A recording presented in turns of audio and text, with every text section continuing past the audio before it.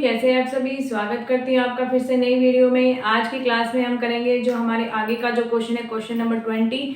Question number 19 तक हमने कर लिया है। यदि आपने वो क्वेश्चंस नहीं देखे तो आप प्लेलिस्ट में जाकर चेक कर सकते हैं। आपकी जानकारी के लिए बता दूं हम क्या कर रहे हैं, जो हमारा सीबीएसई का जो सैम्पल पेपर है लेटेस्ट, हम उसको सोल्व कर रहे हैं। ठीक है, जिन बच्चों को नहीं पता होगा उनके लिए मैंने बता दिया है। और तो आज हम कर रहे हैं 20 नंबर का जो हमारा क्वेश्चन है उसको करेंगे। ये क्वेश्चन हमारा 3 मार्क्स का एग्जाम में देखने को मिलता है इस टाइप का। ठीक है, तो देखिए, calculate goodwill of a firm on the basis of 3 year purchases of the weighted average profits. ठीक है, गुडविल कैलकुलेट करनी है, वेटेड एवरेज प्रॉफिट से करनी है, 3 ईयर्स ऑफ परचेज। ठीक है, ये सारी चीजें आपको पता है।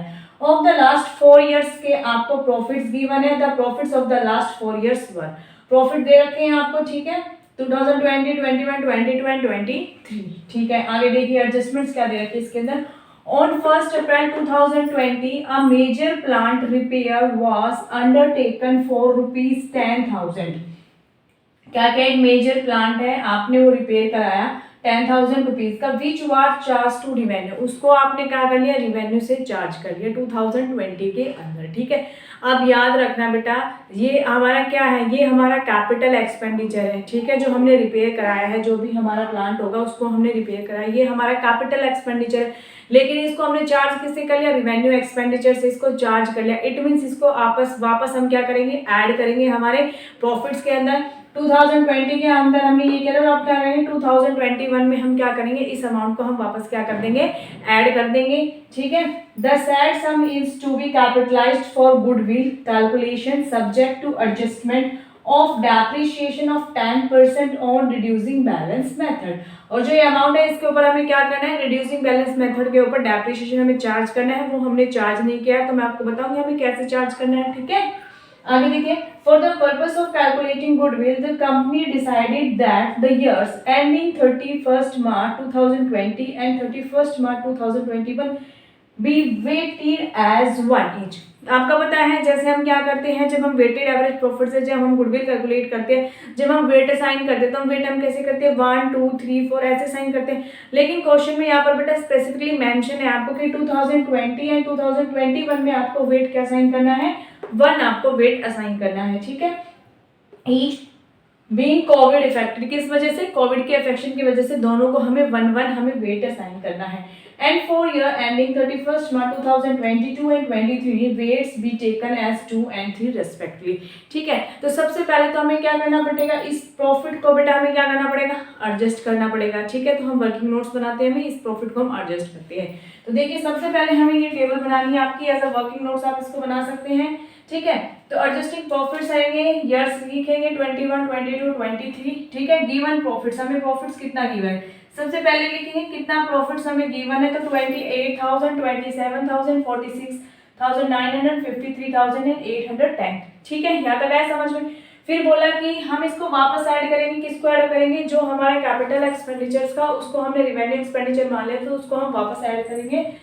Capital expenditure charge to revenue, तो ये 10,000 वापस यहाँ पर ऐड करेंगे। अब 2020 में हमें ऐड नहीं करना है, अब इसको कहाँ पर ऐड करेंगे, 2021 में इसको ऐड करेंगे। ये चीज आपको याद रखनी है। ठीक है, अदरवाइज बच्चे इस क्वेश्चन को कर लेता है, बिल्कुल इजी क्वेश्चन है, कुछ नहीं है, लेकिन यहीं पर बच्चा अटकेगा कि वो 2020 में इसको वापस ऐड कर देगा। नहीं, 2021 में हमें इसको ऐड करना है और यहीं से हमें डेप्रिसिएशन को चार्ज करना स्टार्ट करना है। ठीक है, तो जब डेप्रिसिएशन चार्ज करेंगे तो प्रॉफिट रिवेन्यू हमारा कम होगा, जाहिर सी बात है, तो यहाँ पर इसको करेंगे लेस करेंगे।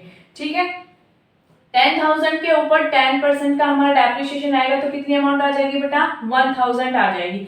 अब आगे फर्दर जो हमारे फ्यूचर में जो ईयर्स आने वाले उसमें हमें क्या करना है, जब ध्यान से देखना, इसमें क्या लिखा है, रिड्यूसिंग बैलेंस मेथड। क्या लिखा है, रिड्यूसिंग बैलेंस मेथड आपको लिखा है, यानी कि 10,000 का था, 1,000 हमने डेप्रिसिएशन माइनस कर दिया, तो कितनी अमाउंट बची हमारी, 9,000।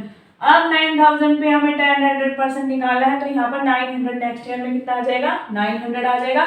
उसके बाद हमें क्या करना है, 900 को लेस कर देंगे तो 8100 का हमारे पास ये बचेगा, तो उसके ऊपर 10% निकालेंगे तो नेक्स्ट ईयर का कितना आ जाएगा हमारा, 810 हमारा यहाँ पर अमाउंट निकल कर आ जाएगी।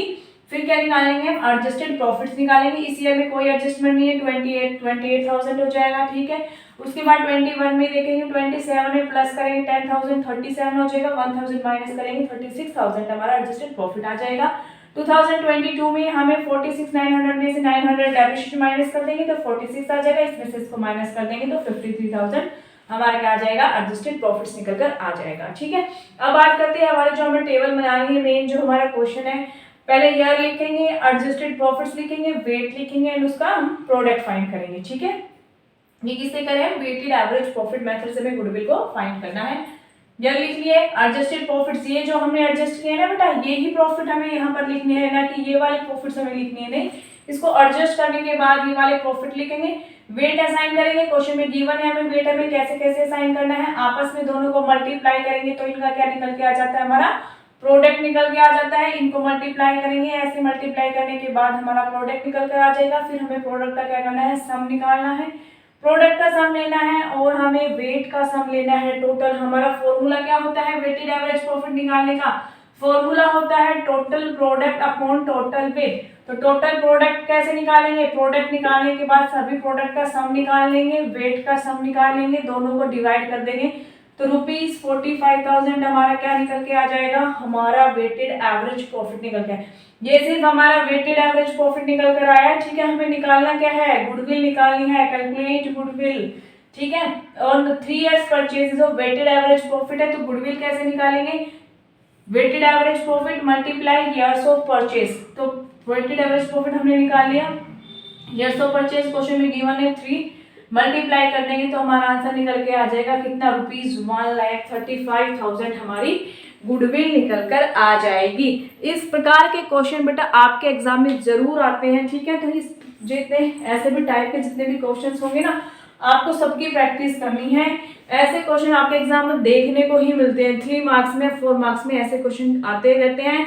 सबसे जरूरी बात एग्जाम में टॉप स्कोर करने के लिए क्या करना है, आपको कॉन्सेप्ट क्लियर होने चाहिए, कॉन्सेप्ट की क्लैरिटी होगी तभी आप क्वेश्चंस को सोल्व करने पाओगे, सेल्फ कॉन्फिडेंस आपके अंदर होना चाहिए। ठीक है, तो 2 चीज़ों का होना जरूरी है किसी भी एग्जाम को क्वालिफाई करने के लिए। आपको कॉन्सेप्ट क्लियर होना चाहिए, यदि आपको कोई कॉन्सेप्ट क्लियर नहीं होता आप उसको रिवाइज कर दीजिए फर्दर। जैसे कि आपको पता है कि मेरे को ये पर्टिकुलर टॉपिक आपको नहीं आ रहा है, ठीक है, तो आप पहले ओवरऑल सिलेबस को रिवाइज कर ले, उसके बाद उस पर्टिकुलर टॉपिक को आप उठाइए, उसकी आप प्रैक्टिस कीजिए।